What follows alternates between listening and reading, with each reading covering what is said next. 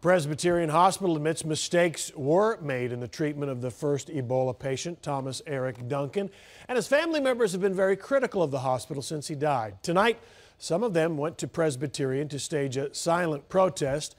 Fox 4's Phil Alvarado was there, and Phil, they didn't stay silent for long. They're also very angry. Yes, they are, Steve. The family called it a silent protest, but clearly there is a lot on their minds about what happened to Thomas Eric Duncan when he was here at Texas Health Presbyterian and later died from Ebola. Some of Duncan's fiance's children were here, and one of the things that they tell us is that they want some answers, and one thing that we saw is that there is clearly a lot of pain. He will make a way. On the front lawn of Presbyterian Hospital, where Thomas Duncan died October 8th, some family and friends held a silent protest with song and prayer. We pray, oh God, that you will give people the heart of mercy, the heart of peace. For the family, it's the first time they've been able to speak publicly since being moved out of their Northeast Dallas apartment on October 6th, the apartment they shared with Duncan. We're all humans. Regardless of race, ethnicity, or whatever, we all deserve equal rights. The family was reluctant to give full names or even their relationship to Duncan. They are starting their lives over after being taken out of the apartment where Thomas Eric Duncan lived with them in the days before he went to Presbyterian Hospital with Ebola and later died. His fiancée, Louise Trow, was not here tonight.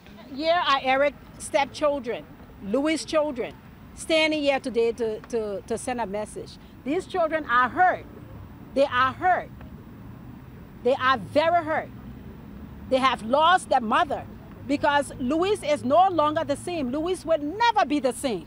The family and friends are clearly frustrated that Duncan could not be saved. The silent protest boiled over into strong emotions. Why, if we had the power to save him, why didn't they save him? It hurts, it hurts. I mean, my understanding was, the person does not start to spread the virus until he or she is symptomatic. And we was clearly around him when he was symptomatic. I don't see,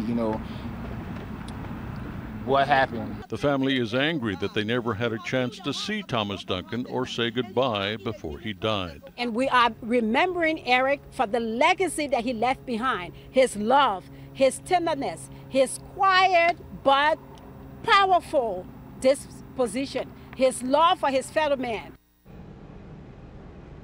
Now, the family didn't share too many private details, as you might understand, of what's happened since Duncan died and since they were released from isolation this last Sunday. They did say, though, that the family now has received Thomas Eric Duncan's ashes. They won't say what happens next, whether there'll be a memorial or what. That's something they're keeping private at this time. Steve? All right, Phil, we saw a lot of people, heard from a few, saw a lot of people holding signs. Did we get the basic message, or are there some others that we didn't see or hear from tonight? Well, it's interesting because one of the ideas behind this protest was that everyone would bring their own message, whatever was on their mind, whatever they wanted to communicate.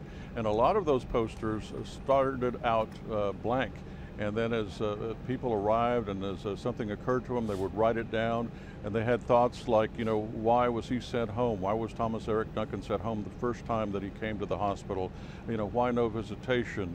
And also, why was he